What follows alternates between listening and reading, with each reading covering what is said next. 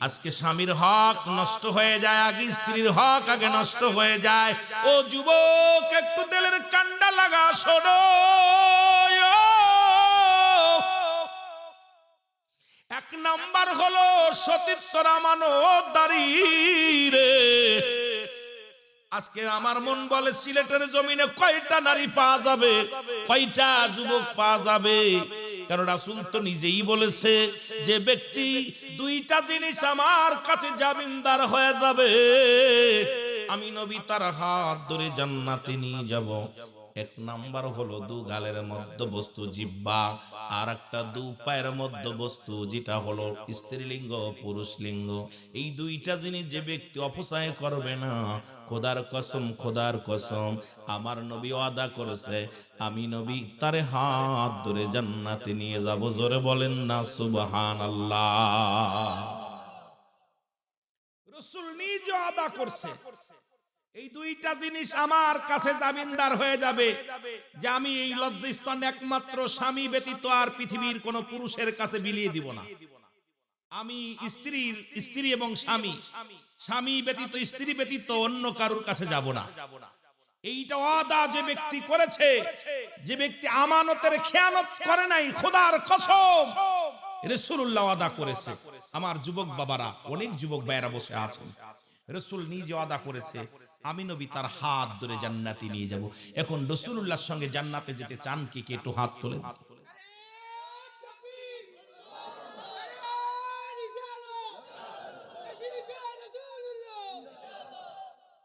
যদি হাত উঠাইলেন, এখন আপনার বিবি ছাড়া অন্য কারোর কাছে জীবন দিয়া দিবেন। নবী সাহাবীরা জীবন দিয়া দিছে, তবু তাদের সতীত্ব নষ্ট করে নাই।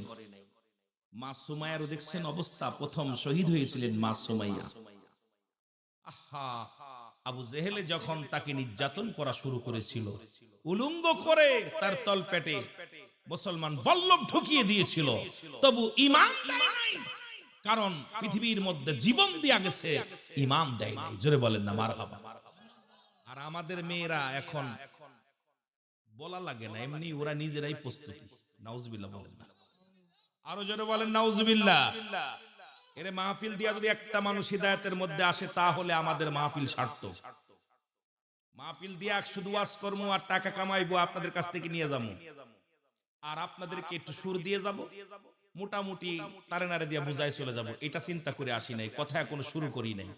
কথা হলো যে একটা মানুষ যদি এই যে 22তম না কততম 22টা বছর মাহফিল হচ্ছে, এক এক বছরে যদি একটা করে যুবক হিদায়াতের মধ্যে আসতো, 22টা বছর 22টা যুবক পাইতাম, 22টা মানুষ পাইতাম। কিন্তু মাহফিল প্রতিনিয়ত হচ্ছে, তাবারক খাচ্ছি, কমিটি বড় বাড়ছে, সব বাড়ছে, বক্তা বড় বড় নামি দামি বক্তা আনতেছি, কিন্তু মাহফিল দিয়ে কি হচ্ছে?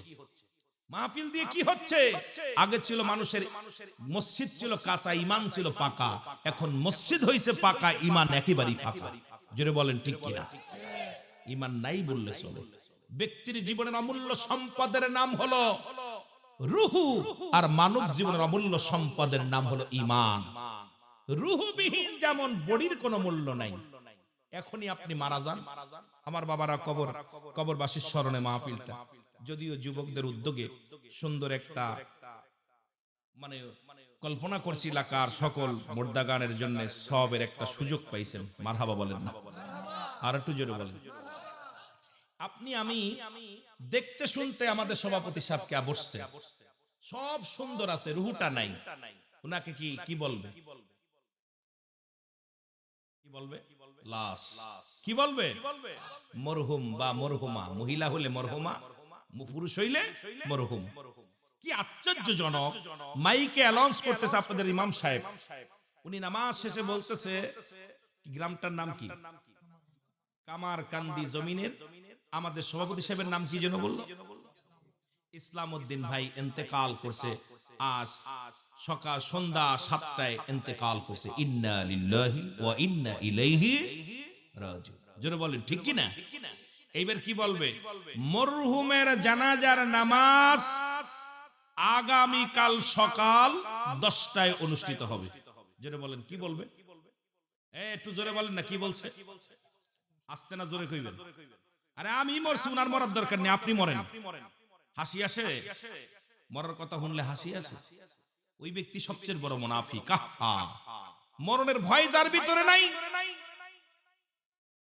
বড় কষ্ট যে মরহুমের লাশ, মরহুমের জানাজার নামাজ একই মাইকে সেকেন্ডের মধ্যে ইমাম পরিবর্তন করে দিচ্ছে নাম। একটু আগে বলল ইসলাম উদ্দিন, রুহুল আমিন, অমক উদ্দিন, অমক তমক উদ্দিন, সিরাজ উদ্দিন, কিন্তু আর নাম বলতেছে না। ইমাম সাহেব বলে লাশটা তাড়াতাড়ি নিয়ে আসো, এই মায়াতের লাশটা সামনে আনেন। বলবে না ইসলামের লাশটা আনো, বলবে না ইসলামের কাফন পরাও, বলবে না ইসলাম উদ্দিনের গোসল করাও, বলবে না ইসলাম উদ্দিনের ই করাও, কাফনের কাপড় পরাও, বলবে না ইসলাম উদ্দিনের জন্য দোয়া করো, বলে মায়াতের জন্য দোয়া করো। জোরে বলেন ঠিক কিনা? পৃথিবীর তিনটা বিপদ, নাম্বার 1 হলো মানুষের মরণ, নাম্বার 2 হলো কবর, নাম্বার 3 হলো কিয়ামতের ময়দান। প্রতিটা মানুষের ভিতরে এই তিনটা বিপদ আসবে। মরণ নাই কার কার একটু হাত তোলেন দেখি। আসেনি? সিলেট জেলার মানুষ মরণ নাও থাকতে পারে 2-4টা, যারা লন্ডন টন্ডন থাকে। যদি হায়াত যদি কিনা যাইতো তাহলে লন্ডনের বাসী, কারণ বাংলাদেশে আমরা জানি দ্বিতীয় লন্ডন বলা হয় সিলেটবাসীকে, ঠিক কিনা? আমরা জানি, আপনারা জানেন কি জানি না, আমরা জানি দ্বিতীয় লন্ডন বলা হয় আপনার সিলেটবাসীকে। কিন্তু সিলেটে এমনও ফকির আছে সারাদিন ভরে 10 টাকা ভিক্ষাও পায় না।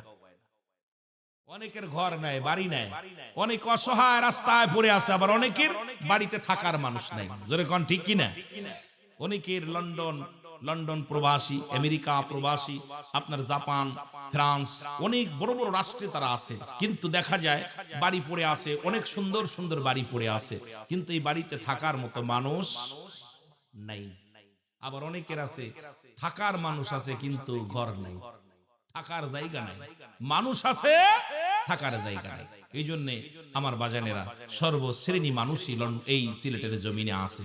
সবাইকে আল্লাহ কবুল করুক। তবে সবচেয়ে ভাগ্যবান সিলেটবাসী যে 360 জন আউলিয়া এই জমিনের মধ্যে একবারে আগমন করছে। মারহাবা বলেন না?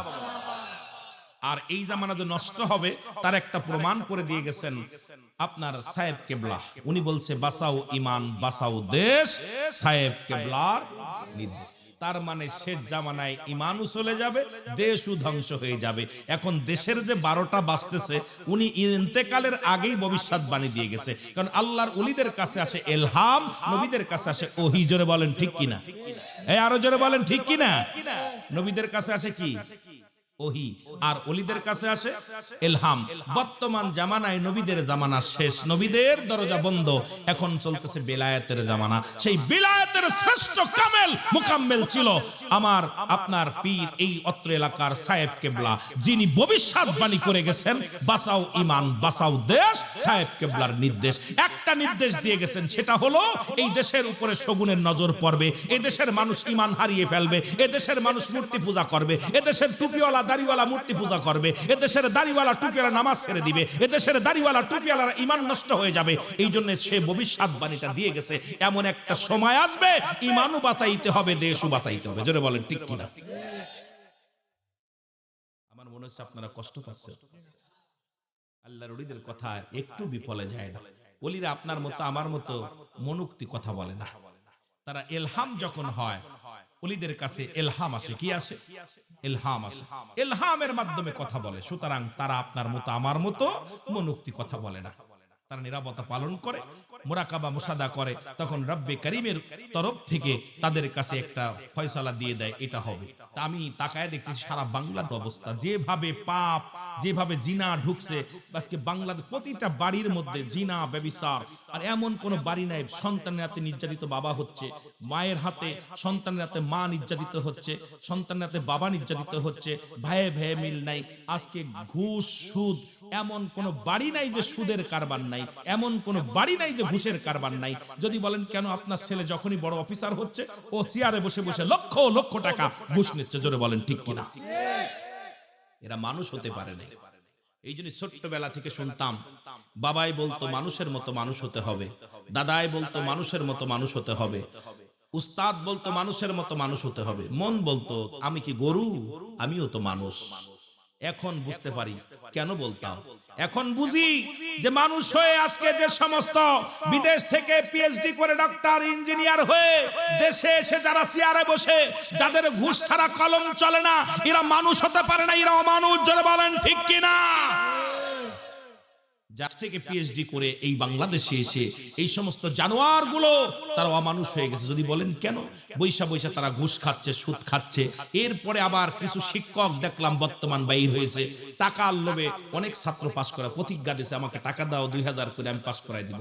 মানে একটা ছেলে জীবনটা নষ্ট করার জন্য অনেক শিক্ষক আছে, আমার কাছে প্রাইভেট না পড়লে ফেল। এই যে এই শিক্ষক গুলো এরা মানুষ হতে পারে না, এরাও অমানুষ। জোরে বলেন ঠিক কিনা? আরো জোরে বলেন ঠিক কিনা? এখন বুঝি কেন মানুষের মতো মানুষ হতে বলছে। খালি বিদেশে যে ডিগ্রি আনলেই মানুষ হওয়া যায় না, মানুষের বাচ্চা হলেই মানুষ হওয়া যায় না। এই মানুষগুলোর মধ্যে পশুত্ব ঢুকে গেছে। জোরে বলেন ঠিক কি না? এই রাসূল বলছে বাল হুয়া কিলাব, এই দুনিয়াটা পচা দুর্গন্ধ মরি। মানুষের চরিত্র হলো কুকুরের চরিত্র। কুকুর যেমন, আপনি যাই বলেন, কুকুর যেমন মরি পাগল, কুকুর যেমন মরির পাগল। মরি যদি শোনে যে এলাকার মধ্যে একটা মরি গরু মারা গেছে, ছাগল মারা গেছে, ও যদি খবর পায়, দেখবেন সামনে যে বসবো ওই গরুটা নিয়ে। আচ্ছা বলেন দিয়ে একটা কুকুরকে একটা গরু খেয়ে শেষ করতে পারবে? জোরে বলেন পারবে? পারবে না। ও কিন্তু যাইতে বাইরে ভাগ দেবে না, ও সামনে পা দুই কান সামনে দিয়ে বসবো, মানে কাউরে দেবে না, অন্য জাতি ভাইরে এক চুল খাইতে দেবে না। বলেন তোর পেটে কি ধরবে? ধরবে না। রাগ করতেছেন, কথা বলেন না কেন? কিন্তু আপনাদের কাক দেখছেন? কাক, এই কাক আপনাদের সিলেটে আছে না? কাক এত প্রাণী, এই প্রাণী দেখবেন যখন একটা মরির খবর পায়, কা কা করে এলাকা সব কাককে খবর দেয়। কেউ লেজ খায়, কেউ পেট খায়, কেউ বুড়ি খায়, কেউ চোখ খায়। কাকের চক্ষু লজ্জা আছে, কারণ ও ভাগাভাগি করে খায়, ওরা ভাগ দেয়, একজন আর একজনকে ভাগ সহযোগিতা করে। কুকুরের চক্ষু লজ্জা নাই। আজকে মুসলিম জাতি ছিল, দরকার ছিল কাকের মতো সংগঠিত, কিন্তু মুসলিমদের মধ্যে এই ঐক্য নাই। কাকের স্বভাব পরিবর্তন হয়ে গেছে, এখন মুসলমানদের মধ্যে আছে কুকুরের স্বভাব। এরা নিজে খাবে, অন্যকে খাইতে দিবে না, নিজের পাহাড় গর্বে যাকাত দিবে না, নিজে পাহাড় গড়ছে, মানুষের হক নষ্ট করে। জোরে বলেন ঠিক কিনা? জোরে বলেন ঠিক কিনা? এ মুসলমান প্রতিবেশী, কত মানুষ এই পৃথিবীর মধ্যে অসহায়, খাবার নাই, বাড়ির অভাব নাই, গাড়ির অভাব নাই, সম্পদের অভাব নাই।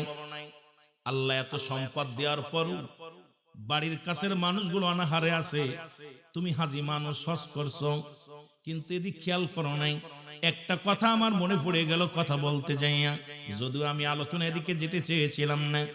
আমাকে কাদের ভাই বলছে একটু কবরবাসীদের আলোচনা, যদি অন্যদিকে, যদিও আপনারা সাবজেক্ট দেন নাই, তবু অনেক লম্বা আলোচনা করা লাগবে, যদি সময় পায়। দেখা যাক। মুসলমান শুনে নাও, এরে মুসলমান, পৃথিবীর মধ্যে এমন একজন ব্যক্তি যিনি আব্দুল্লাহ ইবনে মুবারক, এই পৃথিবীর মধ্যে যার নাম কেউ যদি বলে আমি নাম শুনি নাই, আব্দুল্লাহ ইবনে মুবারকের নাম জানে না, এর মতো আমি মনে করি সে লেখাপড়াও করে নাই। এমন একজন ব্যক্তি যিনি প্রতি বছর মদিনা শরীফ হজ করেন, প্রতি বছর হজ করতে যায়। প্রতি বছর রাসূলুল্লাহর রওজা জিয়ারত না করলে তার মনে ভালো লাগে না। মনে বড় আশা ছিল যাব মদিনায়, বলো মনে বড়, আরো জোরে জোরে বলেন, মনে বড় আশা ছিল যাব মদিনায়। ওরে সালাম আমি করব গিয়া, সালাম আমি ওরে নবীজির রওজা, আমার মনে বড় আশা ছিল যাব মদিনায়, বলো মনে বড়।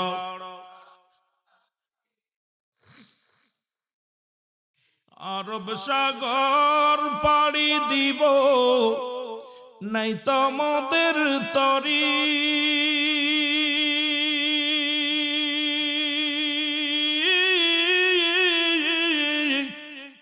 পাকা নয় তুড়ে যাব ডানাতে ভর করি।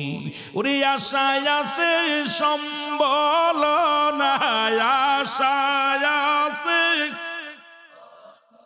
ওরে করি কি উপায়, আমার মনে বড় আশা ছিল যাব মদিনায়, বল মনে বড়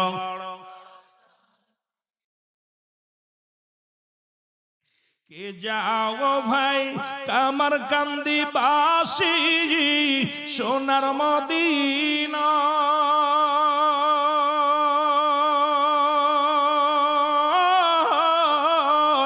এ গোলামের সালাম খানি দিও গো পৌঁছাই, এ গোলামের সালাম খানি দিও গো পৌঁছাই, আমার মনে বড়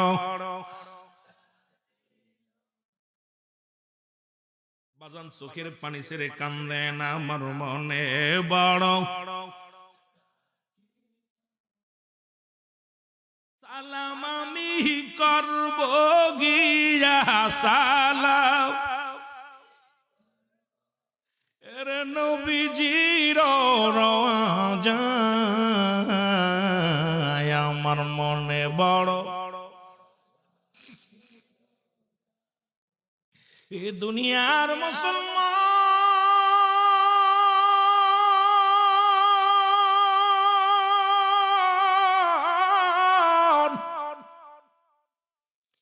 আব্দুল্লাহ ইবনে মুবারক প্রতি বছরে মদিনায় যায়, রাসূলুল্লাহর রওজা জিয়ারত করেন। ধনী মানুষ এই বছর আব্দুল্লাহ ইবনে মুবারক টাকা পয়সা গোছাইয়া সবকিছু নিয়ে মদিনায় টুপলা বাঁধিয়া রওনা দিয়ে দিছে। এমন সময় ছোট্ট ছেলেটা ডাক দে বলে, আব্বু আব্বু গো কই যাও? কয় মদিনায় যায়। কেন? কয় রাসূলুল্লাহর রওজা জিয়ারত করতে। হজের মৌসুম আসছে, আমি ৪৫টা দিন মদিনায় থাকব, একদিন নয় দুদিন নয়, এই ৪০ থেকে ৪৫ দিন মদিনার মনোয়ারায় ঘুরব। রওনা হয়ে গেল। ছোট্ট ছেলে ডাক দে বলে, আব্বু আপনি মদিনায় যান, আমার মনে গোস্ত খাইতে প্রাণ এসে, আমাকে একটু গোস্তর ব্যবস্থা করে দেন, গরুর গোস্ত খাবো। কিসের গোস্ত? গরুর গোস্ত খাবো, মনে চাপ আমার গোশের ব্যবস্থা করে দাও।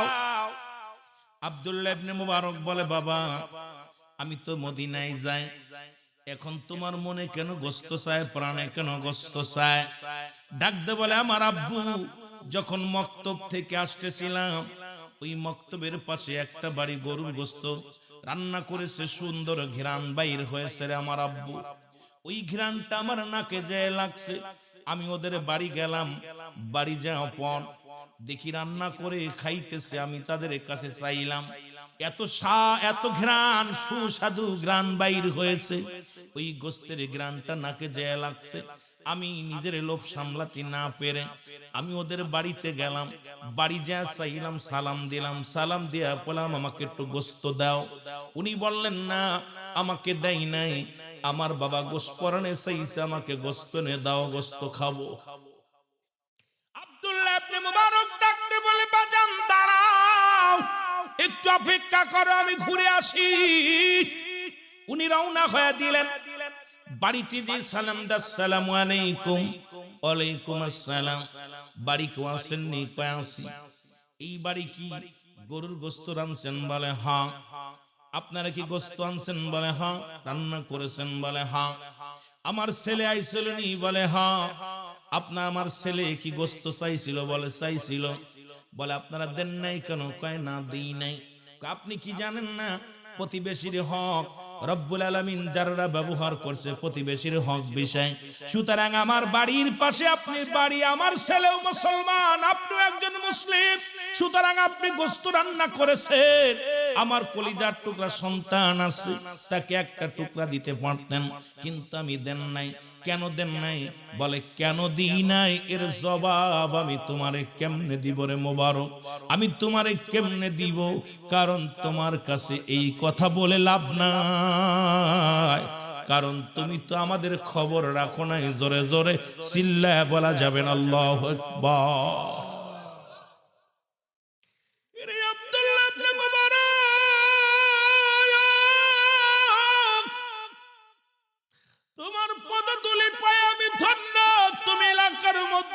নামি দামি মানুষ, হাজি মানুষ, অনেকবার মক্কা মদিনায় গেছো, রাসূলের জিয়ারত করেছো, তোমার পদধূলি পায়ে আমি ধন্য হয়েছি, কেন গোশত দিলা না আগে বলো?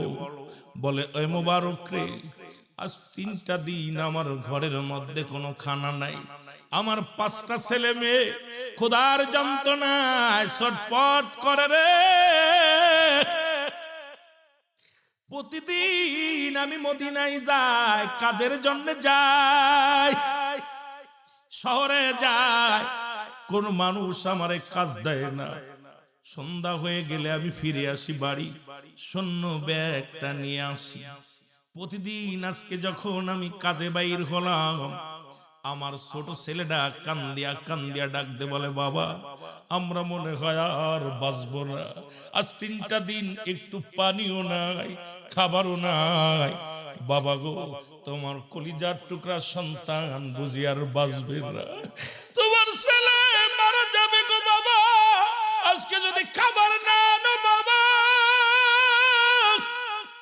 ও আমার আব্বা জান, এই ক্ষুধার যন্ত্রণায় আমরা মারা যাব বাবা গো। আমি ব্যাগটা নিয়ে রওনা হয়ে গেলাম কাজের সন্ধানে, অলিগলিতে ঘুরলাম, কেউ আমার একটা কাজ দিল না, কেউ আমার একটা কাজ দেয় নাই, এমনকি একটা খুরমাও দেয় নাই, একটা খেজুরও দেয় নাই। যখন আমি বাড়ির দিকে রওনা হয়ে গেলাম ব্যাগটা দিয়ে, আমার ছেলের কান্না আমার হৃদয়ের ভিতরে লাগতেছিল। ওই ছেলের, ছোট ছেলের কান্নাটা, আব্বু ও আমার আব্বু, আমি আর বাঁচবো না, ক্ষুধার যন্ত্রণা সহ্য করতে পারি না, এই কথাটা বারবার আমার কানে ভেসে আসতেছিল। আর ওই সন্তানের চেহারা মোবারক, চেহারাটা আমার চোখের সামনে বারবার ভাসতেছিল। এ আব্দুল্লাহ ইবনে মুবারক, আমি আসার পথে দেখি একটা গরু মরে আছে, ওই গরুটার গোশত শিয়াল কুকুরে ভাগ করে খাচ্ছে। আমি ওই শিয়াল কুকুরগুলো তাড়াইয়া গরুর কি করলাম, ওই গরুটার দেহ মুবারক থেকে, দাপনা থেকে কিছু গোশত কেটে এনে আমার কলিজার টুকরা সন্তানদের রান্না করে দিছি। ওই মরা গরুর গোশত কেটে এনে আমার সন্তানদের রান্না করে খাইতে দিছি। এ মোবারক, তুমি ধনী মানুষ, তোমার তো অভাব নাই, তুমি একজন হাজি মানুষ, তোমার তার অভাব দেই নাই, এই জন্য তোমারে তোমার ছেলের গোশত দিই নাই, কারণ আমার কলিজার টুকরাগুলো না খেয়ে মারা যায়, এই কারণে আমি ওই মরার গরুর গোশত আমার সন্তানদের খাওয়াইছি, তোমারে দেই নাই। এর জন্য আমার অপরাধ কি আমি আপনারে বলতেছি, এই কারণে আমি দিই নাই, এই কারণে আপনার সন্তানের আমি এক টুকরা গোশত দিই নাই। আব্দুল্লাহ ইবনে মুবারক বলে, ভাই দাঁড়াও আমি আসি। এক দড়ি বাড়ি চলে গেলেন। বাড়ি যে বিবিরে কয়, বিবিরে চাউল ডাউল যা আছে তাড়াতাড়ি দাও। আমি কি করলাম, রব্বে কারিমের কাছে ধরা পড়ে যাব। আরে আরে বিবি তাড়াতাড়ি আয়, আমি বছর মদিনায় যাব না, হজ করতে যাব না। চাউল ডাউল নিয়ে নিজের মাথায় বেঁধে নিয়ে চলে গেলেন বাড়িতে যাইয়া ডাক দে কয়, ভাই এই নাও তোমার সন্তানদের রান্না করে খাওয়াও, এই নাও টাকা, যা লাগে তাই এনে নাও, আমি বছর মদিনায় যাব না, আমারে তুমি ক্ষমা করে দিও। আমি তোমাদের খবর নিতে পারি না, আমি প্রতি বছর মদিনায় চলে যাই, অথচ আমার পাশের বাড়ির মানুষগুলো না খেয়ে আসে, আমি খবর নিই নাই। আরে রব্বি কারীম, তুমি যদি আমারে ধরো জবাব দিতে পারবো না রে আল্লাহ। ও আমার রব্বে কারীম, ও আমার আল্লাহ, তুমি আমারে মাফ করে দাও, আমি বছর মদিনায় যাব না। জোরে জোরে চিল্লা বলা যাবে না আল্লাহু আকবার। মদিনা যাইতে পারলাম না, মদিনা দেখতে পারলাম না, মদিনা।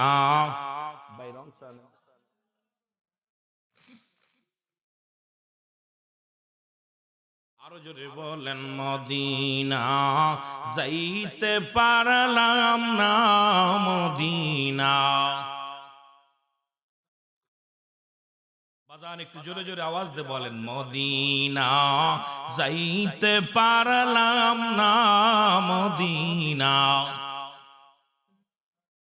আমি অসহায় তাই এত দূরে রই, আমি অসহায় তাই এত দূরে রই, দূর থেকে সালাম জানাই বলো, দূর থেকে নাই মদিনা যাইতে পারলাম না, মদিনা মহব্বতে জোরে জোরে বলেন মদিনা।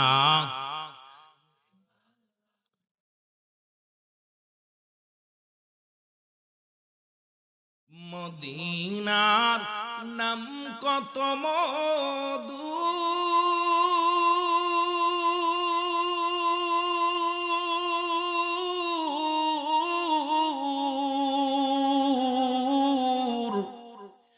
মদিনা আর যে কত দূর,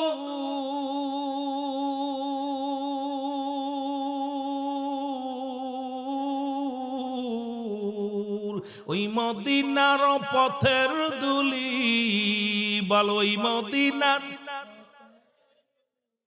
মাখতে পারলাম না, মদিনা যাইতে পারলাম না, মদিনা।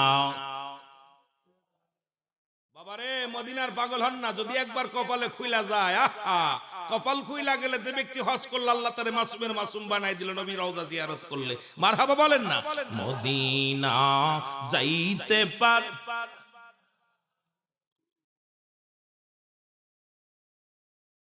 আমি অসহায় তাই এত দূরে রই, আমি অসহায় তাই দূর থেকে সালাম জানাই বলো, দূর থেকে নাই মদিনা যাইতে পারলাম না, মদিনা দেখতে পারলাম না, মদিনা যাইতে পারলাম না, মদিনা। মদিনার নাম কত সুন্দর,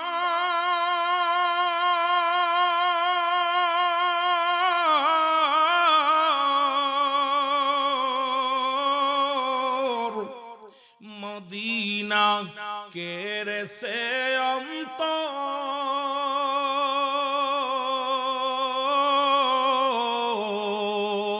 এই কামার কান্দির সালাম খানি, কামার কান্দির পৌঁছাই দিও মদিনায় বলো,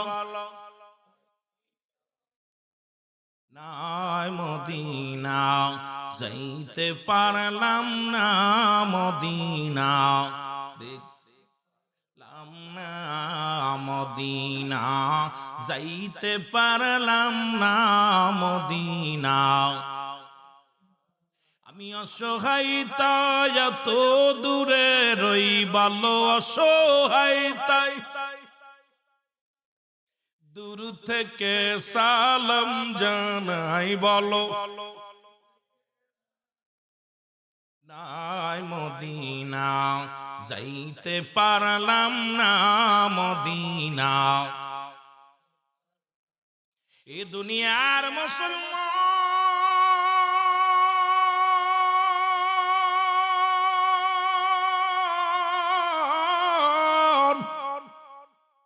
দিলের কান্ডা লাগে শোনো, দিলের কান্ডা লাগে শোনো গো,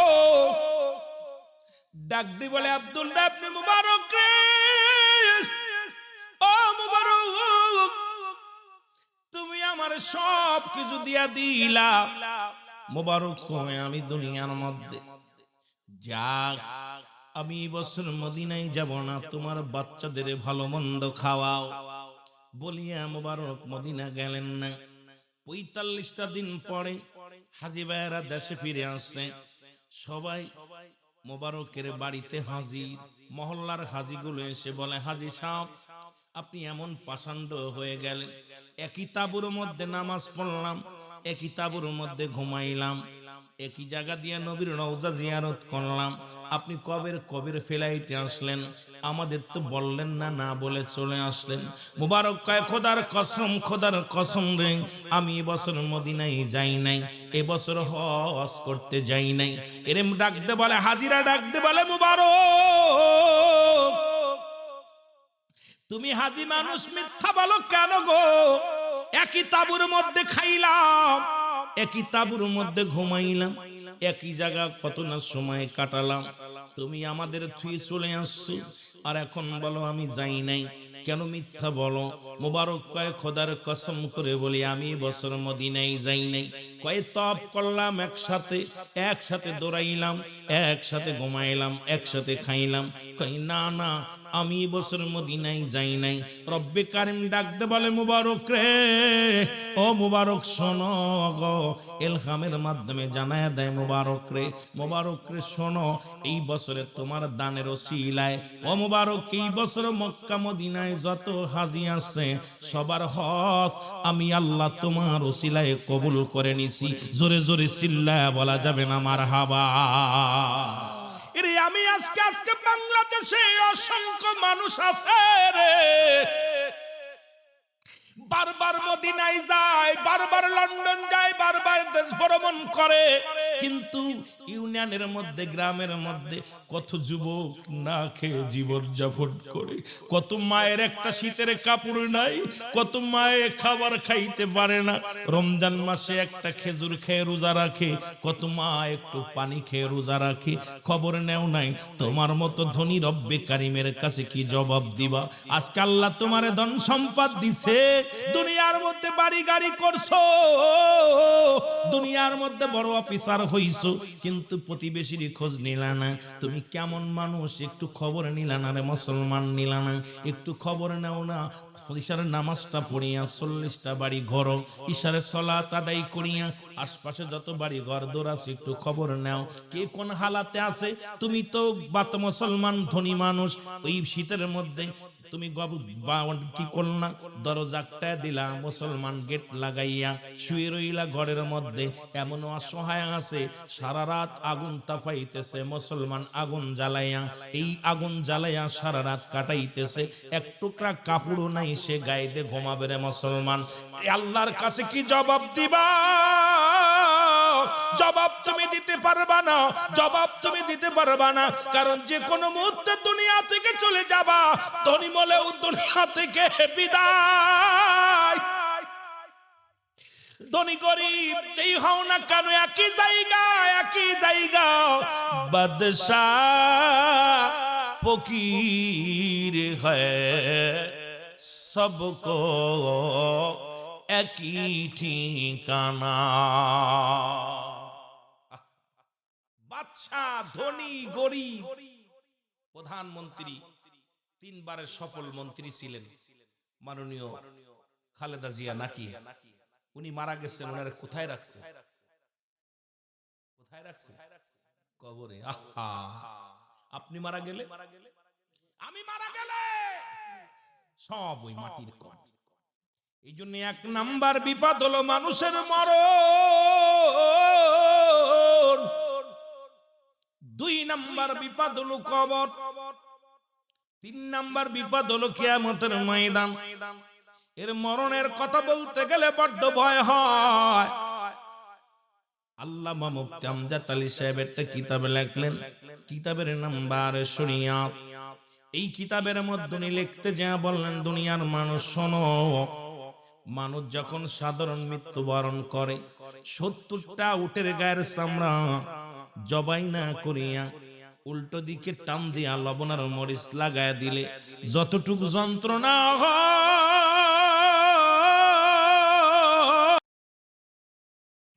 এর চাইতে 70 গুণ যন্ত্রণা হলে একটা সাধারণ মৃত্যু। এখন আমরা যারা মরণকালে পায়খানা করে দিই রে, মরণের সময় কত মানুষ প্রস্রাব করে দেয়, মরণের সময় কত মানুষ চোখ দুটি বড় বড় হয়ে যায়, মরণের সময় কত মানুষের মুসলমান জিহ্বাটা বড় হয়ে যায়, জিহ্বা এক হাত বাইর হয়ে গেছে। আল্লাহ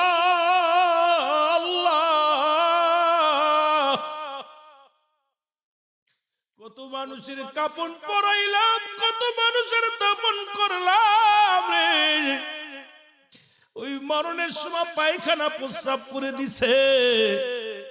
কত মানুষ এই দুনিয়ার মধ্য থেকে বিদায়ের সময় চোখ দুটি বড় হয়ে গেছে আর বন্ধ করা যায় নাই, জিহ্বা বড় হয়ে গেছে আর ভিতরে দেওয়া যায় নাই।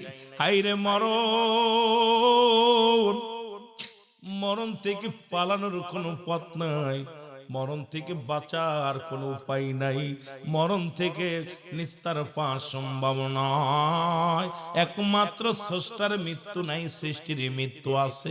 আপনার এলাকার মধ্যে কামার কান্দির জমিনের মধ্যে যত মানুষ আছে, যত মাকলুকাত আছে, চলে যেতে হবে, মরণের পেয়ালা পান করতে হবে, এর মধ্যে কোনো সন্দেহ নাই। জোরে জোরে চিল্লায় বলেন ঠিক কিনা? আমার মরণ আসিবে কখন কেউ তো জান না, আমার মরণ। একটু জোরে জোরে বলেন, আমার মরণ আসিবে কখন কেউ তো জান।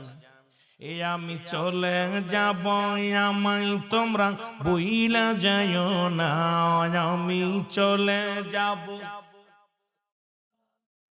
আরো জোরে জোরে বলেন, আমি চলে যাব, আমায় তোমরা বইলা যাইও না, আমার মরণ আসিবে কখন কেউ তো জানি না। আমার টাকা পয়সা দালেন কোটা যাহা করেছি, সব কিছু ফেলাইয়া বাবা একাই চলেছি রে, আমি সব কিছু ফেলাইয়া আসি। আমি যাবার বেলায় ভেবে দেখি আমার কেহ নাই, আমি যাবার বেলায় ভেবে দেখি নাই, আমার মরণ আসিবে কখন কেউ তো জানি না, আমার মরণ। একটু জোরে জোরে চিল্লায় বলেন, আমার মরণ আসিবে কখন। ডানে বামে মাটি, আমার মাটির বিছানা, ডানে বামে মা। একটু জোরে জোরে বলেন, ডানে বামে মাটি আমার। এই পৃথিবী চিরদিনই থাকার জায়গা নয়, অন্ধকার কবর যে তোমার আসল ঠিকানা রে মানুষ, অন্ধকার কবর যে তোমার আসল।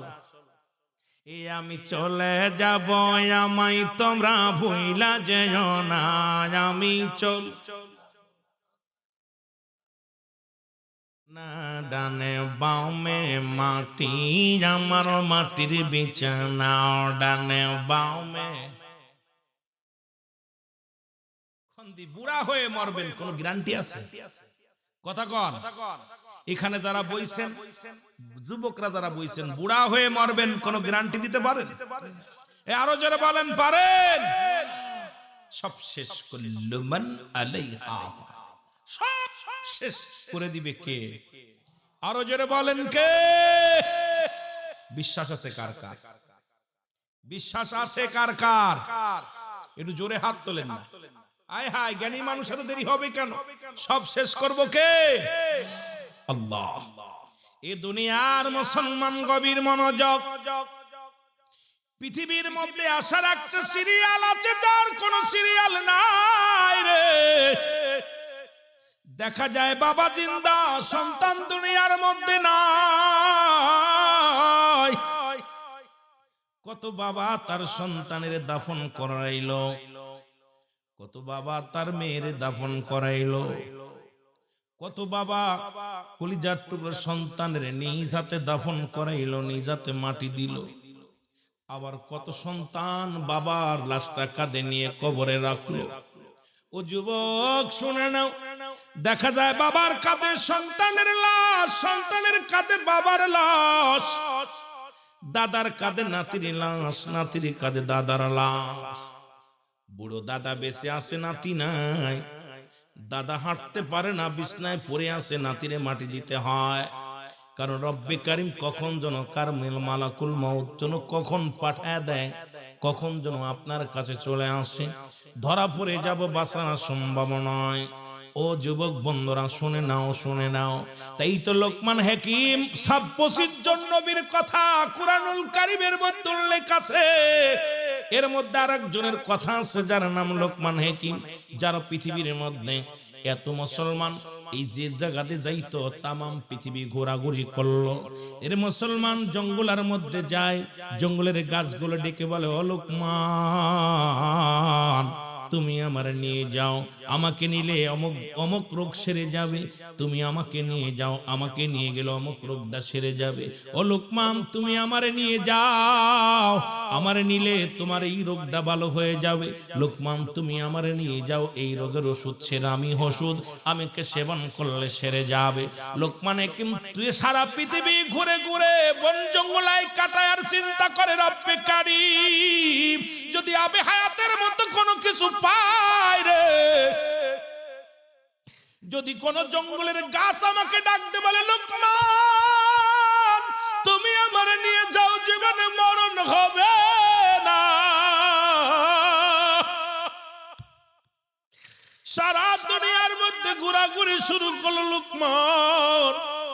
স্বপ্ন শুধু একটাই, কোন লতায় কোন গাছে যেন ডাকতে বলবে, লোকমান লোকমান রে আমাকে নিয়ে যাও, জীবনে মরণ হবে না। ঘুরে ঘুরে সারা দুনিয়ার মধ্যে ঘুরে কাটাইলো, কোনো গাছপালা কোনোদিন লোকমানকে ডাকতে বলে না, এই লোকমান আমাকে নিয়ে যাও, তুমি মরণ থেকে বাঁচতে পারবা। অবশেষে আজরাইল এসে কয়, লোকমান তোমার হায়াতের জিন্দেগি শেষ, আর ঘুরতে দেওয়া যাবে না। জোরে জোরে চিল্লায় বলা যাবে না আল্লাহু আকবার। লোকমান হাকিম তার বইয়ের মধ্যে আহা ওনার জীবনের মধ্যে বলে গেছে, আয় লিখে গেছে, আমি বড় চেষ্টা ছিল যে এই আদম থেকে শুরু করে কত পয়গম্বর, কত নবী, কত গাউস কুতুব আসলো, সবাই চলে গেছে। দেখি কোন রোগ, সব রোগ গাছে ডাইকা ডাইকা বলে, লোকমান হাকিম আমার নিয়ে যাও, পেটে ব্যথা সারবে, জন্ডিস সারবে, ক্যান্সার সারবে, এ সারবে, ও সারবে, গাছে ডাইকা ডাইকা কথা বলতো। দেখি দিয়ে আমারে বাঁচার কোনো উপায় পাওয়া যায়নি। উনি ঝোর জঙ্গলের মধ্যে বেশি বেশি চলাচল শুরু করে দিল। ঝোরের মধ্যে, জঙ্গলের মধ্যে, পাহাড়ের মধ্যে, সিলেটের বড় বড় পাহাড় আছে, এরকম পাহাড় জঙ্গলের মধ্যে ঘোরাঘুরি শুরু করছে। স্বপ্নে একটাই যে কে যেন ডাক দিয়ে বলবে, লোকমান তুমি ধন্য, আর মরবা না। কত উজ্জিনী রে বা, কত ধনী, লন্ডন আমেরিকা চিকিৎসার জন্য যায়, 5 বছর পরে আয়া শীত খাইয়া যায়। ঠিক কিনে হয়তো চিকিৎসা ডাক্তারে আরে হয়তো 10 বছর বাঁচবি, কিন্তু তারপরে মরা লাগবে। যেটা আদমের কাছে আসলো আজরাইল, আদমের সালাম দিয়ে, আসসালামু আলাইকুম বাবা আদম, আমি আজরাইল। কয় কেন আইছো? কয় আপনারে নেওয়ার জন্য। কয় নেওয়ার জন্য? কিতা কও? কয় হায়াত শেষ, যদি আপনি থাকতে চান তাহলে আল্লাহ বলছে কিছুদিন থাকতে পারেন। কতদিন থাকবেন? আদম কইতেছে, আজরাইল কয়দিন থাকবো? কয় থাকবেন আপনি কতদিন চান? এই যে একটা বকরি দেখছেন, এর গায়ে যত পশম আছে, এই যে গরু একটা বকরি, এটার গায়ে যত পশম আছে, এত কয়দিন বাঁচতে চলো বাঁচবেন, 1000 বছর, 10 বছর, আপনি কতদিন চান? আল্লাহ সেই কয়দিন দিব। হাকা যা অনেক দিব, অনেক দিব, কত চান? আদম কয় তারপরে কি হইব? তারপরে মরা লাগবো। কথা কয় না রে, কি লাগবো? আদম কয় কাম সারছি, আরো 50 বছর, 100 বছর, 200 বছর বাঁচা পর মরা লাগবো। আজরাইল কয় হ। তা কয় আদম রে, আজরাইল কয়, আদম কইতেছে, আজরাইল আমার আর শখ নাই, কারণ বুড়া হয়ে গেছে, আড্ডি গুড্ডি বেকা হয়ে গেছে, এখন মাজা বেকা হয়ে গেছে, চুলগুলো পেকে গেছে, অনেকদিন বাঁচছি, তা যদি মরাই লাগবে তার বেশি খেয়ে লাভ নাই, নিয়েই যাও। সুবহানাল্লাহ বল। যদি মরাই লাগবে ওই 10 বছর বেশি থেকে লাভ কি? তা মরার আগে একটা কথা, আমার 2টা স্বপ্ন। একটা স্বপ্ন হলো আমার ছেলে, সব ছেলে সন্তান, মেয়ে সন্তান সবার বিবাহ দিছি, একটা মাত্র ছেলে অবিবাহিত আছে, নাম তার শীষ আলাইহিস সালাম। ওর জোড়ায় কোনো পোলাও মেয়েও পাই না, বিয়েও দিতে পারিনি। একটা বড় স্বপ্ন আছে, ওর একটা বিয়ে দিয়ে যেতে পারলে আমি শান্তি পাতাম। সুবহানাল্লাহ কইতেন। প্রতিটা বাবা মার কিন্তু স্বপ্ন, সব বাবা মা কিন্তু আল্লাহ নিয়ে যায়, আজরাইলদের নিয়ে যায়, এটাও বড় পরীক্ষা। ছেলে মেয়ে, আমিও চিন্তা করি আল্লাহ আমার দুইটা ছেলে দিচ্ছে, আল্লাহ ওরা যেন জানাজা পড়তে পারে, আল্লাহ ওরা যেন বড় একটা কামাই করতে পারে। এটা চিন্তা সবার ভিতরে আছে। কি ভাই নাই বড় কথা কর না কেন? আশা আকাঙ্ক্ষা নাই না আপনাদের? নাই, না থাকলে না থাকলো, যারা আছে আছে আলহামদুলিল্লাহ। চিন্তা করে ছেলেটা যদি আমেরিকা যায় ভালো টাকা কামাইবে, ছেলেটা বড় বড় লেখাপড়া করে বড় ইঞ্জিনিয়ার হলে ভালো হইবে। সবার মনে একটা কল্পনা জল্পনা থাকে, ঠিক কি না? প্রতিটা বাবা মা, যারা বিয়ে করে ওরা বোঝে নাই, কিন্তু যারা বিয়ে করছে বাচ্চা কাচ্চা হয়েছে তারা বুঝতেছি যে সন্তানরে একটা প্রতিষ্ঠিত করার জন্য প্রতিটা বাবা মায়ের ভূমিকা থাকে যে সন্তান নিজের পায়ে দাঁড়াবে। সেই পর্যন্ত আল্লাহ আমার বাঁচায় রাখো। সবাই মনে মনে কয়, জোরে যদিও না কয় তবে মনে মনে রাত্রে আযান আযান মুনাজাত দিয়ে আল্লাহ রব্বির হামহুমা কামা রব্বায়ানি সগীরা রব্বানা যালামনা আনফুসানা ইন লাম তাগফির লানা ওয়া তারহামনা লানাকুনান্না মিনাল খাসিরিন। আল্লাহ একটা বাচ্চা দিছো, দুইটা ছেলে দিছো, চারটা মেয়ে দিছো, আল্লাহ যেন বিয়ে শাদী দিয়ে যেতে পারি, একটা ব্যবস্থা যেন করে দিতে পারি। আল্লাহ তার আগে মরণ দিও না, এরা ভাইসে বেড়াবে না। প্রতিটা বাবা মার স্বপ্ন সন্তান প্রতিষ্ঠিত হোক, জোরে বলেন ঠিক কিনা? আদম আলাইহিস সালাম বলতেছে, আজরাইল স্বপ্ন আমার একটা, সেটা হলো আমি আর তোমার বাধা দিতেছি না, তবে আমার শীষের একটা ব্যবস্থা যদি করে যেতে পারতাম তাহলে শান্তি পেতাম। 2 নাম্বার হলো অনেকদিন জান্নাতি ফল খাই না। কথা বুঝেননি? অনেকদিন ওই যে জান্নাত থেকে আসা পর আর এই কপালে জোটে নাই, তা আমার মন চাচ্ছে যদি একটু ফল খেতে পারতাম। আল্লাহ জিবরিল আজরাইল আলাইহিস সালাম কইছে, হুজুর দাঁড়ান আমি আল্লাহর সঙ্গে একটু কথা কই আসি। আল্লাহ কাছে সালাম দিছে, আল্লাহ তোমার আদম তো মরতে রাজি হয়েছে, কিন্তু শর্ত 2টা দিছে, একটা হলো জান্নাতি ফল খাইবো, 2 নাম্বার হলো ওই শীষের একটা ব্যবস্থা করতে হবে। এখন শীষের তো বিয়া দিবেন কোন, ওনার তো জুরাই কোনো ছেলে মেয়ে নাই, কি করা যায়? রব্বে কারীম আজরাইল তুমি এটা নিয়ে বড় টেনশন করো না, ব্যবস্থা আমি করে দিব। যেহেতু আমার নবী আদম আর শীষেরও নবী বানাইছি, সুবহানাল্লাহ কইতেন নি? আর একটু জোরে কইতেন না? ওই আদমের যে দায়িত্ব দিছিলাম ওই দায়িত্ব আমি শীষেরে দিছি, সুতরাং শীষের ব্যবস্থা আমি আল্লাহ নিজেই করতাম। কথা বুঝেন? এখন শীষের কাছে আদম আলাইহিস সালাম কয়, বাবা আমার তো পরানে ফল খাইতে চাচ্ছে, পরানে জান্নাতি ফল। আদম নবী শীষ আলাইহিস সালাম বলতেছে, আব্বা তুমি প্রথম মানুষ, প্রথম নবী, আল্লাহর সঙ্গে ডাইরেক্ট অ্যাকশন তোমার, তুমি আল্লাহর কাছে চাইলেই তো হয়। কয় আমার কথা হনছে না রে, তুই চা। সুবহানাল্লাহ কইতেন নি? কথা কয় না রে? আমার কেন যেন আল্লাহর কাছে চাইতেছি, আল্লাহ দিচ্ছে না। তো বাবা তুই তো, তোর একটু পাওয়ার আছে, আর আমার এই দায়িত্বটা তোরে অর্পণ করছি, কারণ আমার পরে তুই হবি এই কওমের সর্দার নবী, সুতরাং তুই আল্লাহর চাইলে দিব। আর শীষ আব্বা তুমি চাইলে দিত, আমার চা লাগতো না, তুমিই চাও। আদম কয়, বাবা আমি চাইবো না, তোর কেমনে পাওয়ার আছে আল্লাহর সঙ্গে, কেমন ডাইরেক্ট যোগাযোগ হইছে, কালেকশন হইছে, এটা আমার দেখার দরকার। সুবহানাল্লাহ বলেন না? সন্তান কেমন পারদর্শী তুই আমার দেখার দরকার না? তা শীষ আল্লাহ আব্বাই তো 2টা জিনিস চাইছে, কি কি 2টা জিনিস? একটা হলো আমার একটা জোড়া মিলাই দিতে কইছে, আর একটা হলো, কথা বুঝিনি, আর একটা হলো আমার আব্বা জান্নাতি ফল খাতি চায়। আল্লাহ আজরাইল দেরি করিস না, জান্নাতে চলে যা। জান্নাতে যে 1 ঝাঁকা ফল নিবি, কয় ঝাঁকা? 1 ঝাঁকা, এত বড় 1 ঝাঁকা ফল নিবি, যেন আদমের কমের ভিতরে 100 জোড়া সন্তান খাইয়ে করছে, নাতি পুতি যা আছে সবাই যেন একদম তৃপ্তি সহকারে খাইতে পারে। যত ফল আছে ভালো মন্দ, আপেল আঙ্গুর কমলা যত যা আছে সব নিবি। ঝাঁকা একটা বইরা জিবরিল আমিন নিয়ে রওনা দিছে, মাথায় নিয়ে চলে আসতেছে। আল্লাহ কয়, দাঁড়া রে, একটু কথা হন। এই দাঁড়া, দাঁড়াইছে, একটা কাজ আছে। আমার আদম তো দরখাস্ত করছিল তার পুলার জন্য, এখন আদমের বয়সও শেষ, আর পুলাফান হইতো না। কথা বুঝছেন? এখন আর দেওয়ার সময় নাই, কারণ এখন চলে আসার সময় হয়েছে, এখন আর দেওয়ার সময় নাই, হাওয়ারও সময় নাই, আদমেরও সময় নাই। তো একটা কাজ কর, জান্নাত থেকে একটা ভালো দেইকা একটা হুর নিয়ে যা। সুবহানাল্লাহ কইতেন নি? আর একটু জোরে বলেন না? সব ভালো একটা হুর, ভালো দেইকা হুর নিয়ে আজরাইল আলাইহিস সালাম, জিবরিল আলাইহিস সালাম দুইজনে একসাথে চলে আইছে, হুড্ডারে নিয়ে চলে আইছে। আদম আলাইহিস সালামের সামনে আইয়া যাকা নামাইছে, কয় হুজুর এই যে নেন ফল খান। আদম আলাইহিস সালাম ফল দেইখা খুব খুশি, কিন্তু এত ফল কেন? এত সারা জীবন ধরে খাইলেও শেষ হইতো না, এত ফল আনছো। কথা বুঝেননি? এই ওয়াজ সুরদে করলে সময় লাগবে, আপনাদের একদম তাড়াতাড়ি কইয়া দিতেছি। কষ্ট হচ্ছে আপনাদের? এই কষ্ট হচ্ছে? আমার সময় হয়ে গেছে ছেড়ে দিয়ার, কারণ তারপরও আমি তাড়াতাড়ি কাটতেছি, কারণ সময় আপনাদের নষ্ট করব না। যেটা বলতেছিলাম, যদিও পোস্টারে লেখা আছে 9টা পর্যন্ত আলোচনা, 8টায় সাবাত, এরপরে 9টা ধরবে আরেক বক্তা। তবু 9:30 বেজে গেছে, আমি আলোচনার মধ্যে আসি, জানা আসা পর্যন্ত মোটামুটি বসে আছি। যে কথাগুলো খেয়াল করবেন, খুব খেয়াল করবেন। আর যদি কষ্ট হয় তাহলে আমি আমার এই পর্যন্ত যত কথা বলছি বুঝতে পারছেন তো? আল্লাহ কবুল করুক, জোরে বলেন আমিন। আমি কিন্তু আপনাদের হাজিরায় খুশি হয়ে গেছি, মাঠটা ভরে গেছে। আর যুবক এই এলাকার মানুষগুলো ওয়াজ শুনে আমার মন চাচ্ছে আপনাদেরকে নিয়ে আরো 4-5 ঘন্টা আলোচনা করতে, কারণ প্রাণ ভরে যাচ্ছে। এই মানুষগুলো কেমন যেন ছাতক পাখির মতো তাকায় আছে আলোচনা নেওয়ার জন্য।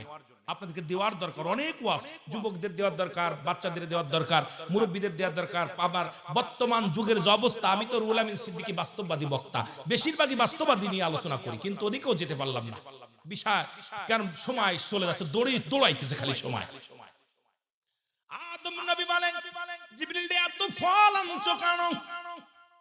জিবরিল আমিন বলে, হুজুর আপনি পেট ভরে খাইবেন, তৃপ্তি সহকারে খাইবেন, আর বাকি ফল দিয়ে আপনার গোলা শীশ আলাইহিস সালামের হানিমন হবে। এই ফল দিয়ে পুরো বরযাত্রী যত মানুষ আসবে সবাইকে জান্নাতি ফল খাওয়ায়া দেয়া হবে।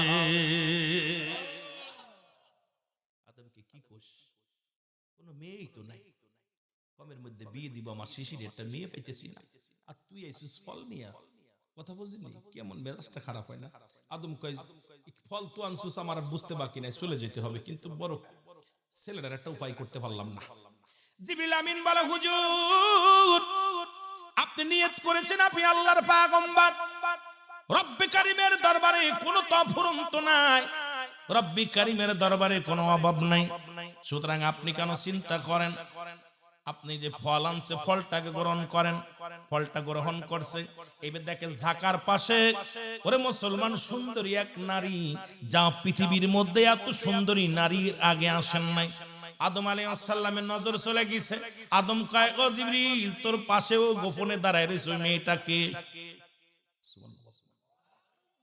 এত সুন্দর চেহারা, আরে হুরদের একটু কেনিয়া গোল দুনিয়ার মধ্যে উঠায় দিলে দুনিয়ার আলো বাতাস সার মেনে যায়। এত সুন্দর হুরেদের ভিতরে আপনার রক পর্যন্ত দেখা যাবে, চামড়ার ভিতর দিয়ে রক্ত পর্যন্ত দেখা যাবে।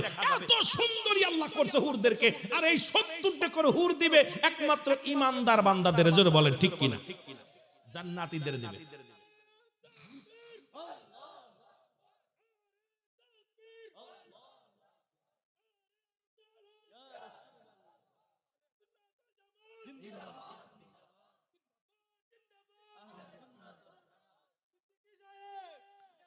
তাকবীর দেওয়ার পর একটা উপকার হয়েছে ভাই।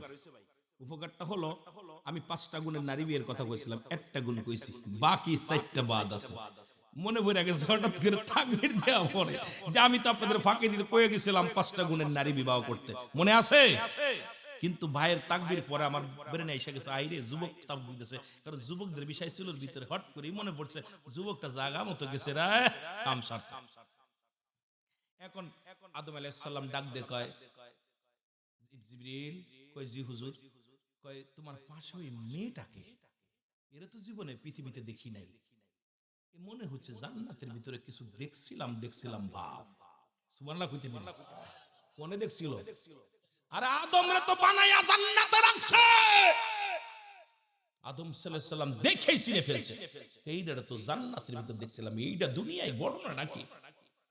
আদম আলাইহিস সালাম বলে, জিবরিল যখন রব্বে কারীম আমারে বানাইয়া জান্নাতের ভিতরে রেখেছিল, তখন আমি এই হুরগুলোরে দেখেছিলাম। পৃথিবীর মধ্যে এত সুন্দরী নারী আজ পর্যন্ত আসে নাই। এত সুন্দরী নারী কই থেকে পাইলা রে? আর তোমার ঝাঁকার পাশে কেন লুকায় আছে? আরে জিবরিল আমিন কয়, হুজুর আপনার প্রার্থনা রব্বে কারীম কবুল করেছে, আপনার ছেলে শীষের জন্য রব্বুল আলামিন ওই জান্নাত থেকে একটা হুর পাঠায়া দিয়েছে। আরো জোরে কইতে নেই, দুনিয়ার মানুষের লগে হুরের বিয়া হয়। আহা, শুনছেন না আগে কত বুঝি হুরের সঙ্গে কয়, হুজুর আপনার স্বপ্ন পূরণ হবে, আপনি চাইছেন যেটা। ছেলে নবুয়তি পেল, জান্নাত থেকে ফলও আইলো, জান্নাত থেকে নারীও একটা ধরে আনছে, তাড়াতাড়ি বিয়ে পড়ান। আজকে বিয়ে পড়াইবেন, বিয়া বিবাহ পড়ানো পড়েন, এই জান্নাতি ফলগুলো আজকে যারা যাত্রী হবে তারাই শুধু খাবে। বর খাবে, কোনে খাবে, এই জান্নাতি ফলগুলো খান। এবার তৃপ্তি সহকারে সবাই ফল খেলেন। আদম আলাইহিস সালামের কলিজার টুকরা সন্তান শীশ আলাইহিস সালামের সঙ্গে মুসলমান জিবরিল আমিন সাক্ষী থেকে আজরাইল সামনে দাঁড়ায় রয়েছে। জিবরিল আমিন নিজে দাঁড়িয়ে আছেন, আদম নবী নিজে দাঁড়িয়ে আছেন। সুতরাং সঙ্গে সঙ্গে কলমা পড়ায়া দুনিয়ার মধ্যে মুসলমান জান্নাতি নারীর সঙ্গে, হুরের সঙ্গে আদম আলাইহিস সালামের ছেলে শীষের বিবাহ বন্ধনে আবদ্ধ হয়ে গেছে। জোরে বলেন সুবহানাল্লাহ। বিয়া কমপ্লিট। আদমকে আজরাইল বুঝতে পারছি আমার যাবার সময় হয়ে গেছে, বুঝতে পারছি সবগুলো যেহেতু পুরা করছে আল্লাহ, তার মানে আল্লাহ আমারে খুশি হয়েছে, আল্লাহ আমারে নিব। তবে কেমনে মৃত্যু হয় মুসলমান শুনে নাও। আদম আলাইহিস সালাম কে আজরাইল বলে, হুজুর আপনার ছেলেদেরকে আপনি ঘরের ভিতরে যে শোবেন, ছেলেদেরকে আপনি একটু বাইরে বাইরে করে দেন, কারণ যখন আপনার রুহটা নেবে, যখন আমি জোরটা ধরবো, আপনার সন্তানেরা বাবার ওই দৃশ্য দেখে সহ্য করতে পারবে না, কলিজা ফেটে যাবে। সুতরাং আপনি ঘরের ভিতরে যান, আপনার রুহটা বাইর করা হবে। জিবরিল আমিন যখন হুকুম দিলেন, আজরাইল দরজায় দাঁড়ায় আছে। মুসলমান শুনে নাও, আদম আলাইহিস সালাম ভিতরে গেলেন, রুহটা বাইর করলেন। রুহটা বাইর করার পর আজরাইল বাইর হয়ে আসলেন, জিবরিল আমিন চলে গেলেন। এমন সময় মুসলমান শুনে নাও, সন্তানেরা ঘরের ভিতরে গেল, যা দেখে আদম আলাইহিস সালাম আর দুনিয়ার মধ্যে নাই। দুনিয়ার মায়া ছেড়ে রব্বে কারীমের মেহমান হয়ে গেছে। জোরে বলা যাবে না মারহাবা। এখন মারা গেছে, মারা গেলে কেমনে গোসল করাবে? প্রথম মৃত্যুবরণ। যদিও হাবিল কাবিলের বিষয়, এই যে মানুষ মারতে হবে, কেমনে কবর খুঁড়তে হবে, কেমনে দাফন করতে হবে, কেমনে জানাজা করতে হবে, এগুলো কিন্তু কাকে যে শিক্ষা দিয়ে অনেক শুনছেন আপনারা। কিন্তু প্রথম মৃত্যু হলো শরীয়ত মোতাবেক, শরীয়ত মোতাবেক। আর এই জীবন দশায় সর্বপ্রথম মানুষ হলো আদম আলাইহিস সালাম। আর আজরাইল আলাইহিস সালাম যখন জান কবজ করলেন, আদম আলাইহিস সালামের সন্তানেরা তো দেখে নাই কেমনে জানাজা পড়তে হয়, কেমনে গোসল করাতে হয়, কেমনে কি করতে হয়। জিবরিল আমিন লাশটা সামনে নিয়ে ছেলে মেয়েরা হাউমাউ করে কান্দে, সন্তানের হালে বাদ সব বসে বসে কান্দে। দিন পার হয়ে যায়, আদম কথা বলে না, হাওয়াও কথা বলে না। মুসলমান শুনে নাও, সবাই তো হাউমাউ করে কান্দে, ছেলেরা কান্দে। রব্বে কারীম ডাক দে বলে, জিবরিল যাও আমার শিষ্যে জানায় আসো, এই মানুষটারে কেমনে দাফন করবে, কেমনে কাফন পরাবে, কেমনে কি করবে, তাড়াতাড়ি যাও সব কিছু শিখায়া দিবা। আমার শিষ্যে শিখায়া দিবা, আমার শিষ্যে জানাজার নিয়মগুলো শিখায়া দিবা। প্রথম জানাজা আমার আদমের হবে রে, আর আমার নবী শীষ আলাইহিস সালাম দাফ কি পড়বে, জানাজা পড়াবে। নিজের কলিজার টুকরা বাবার জানাজা পড়াইবে।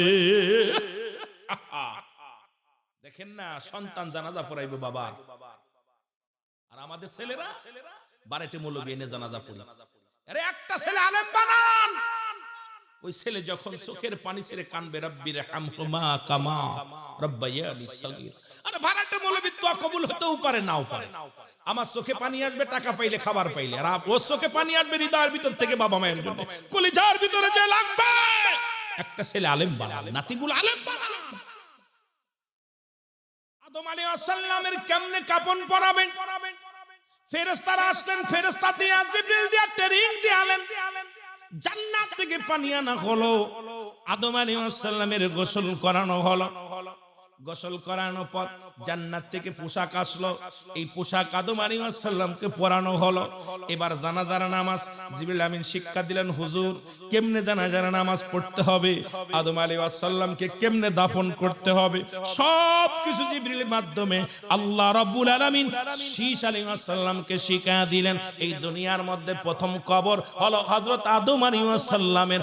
আর কেমনে কবর দিবে, কেমনে শরীয়তের বিধান অনুযায়ী দাফন কাফন হবে, কেমনে জানাজা হবে, এগুলো রব্বে কারীম জিবরিল আমিন দিয়া আল্লাহর নবী শীষ আলাইহিস সালামকে সব শিক্ষা দিয়েছে। জোরে জোরে চিল্লায়া বলা যাবে না মারহাবা।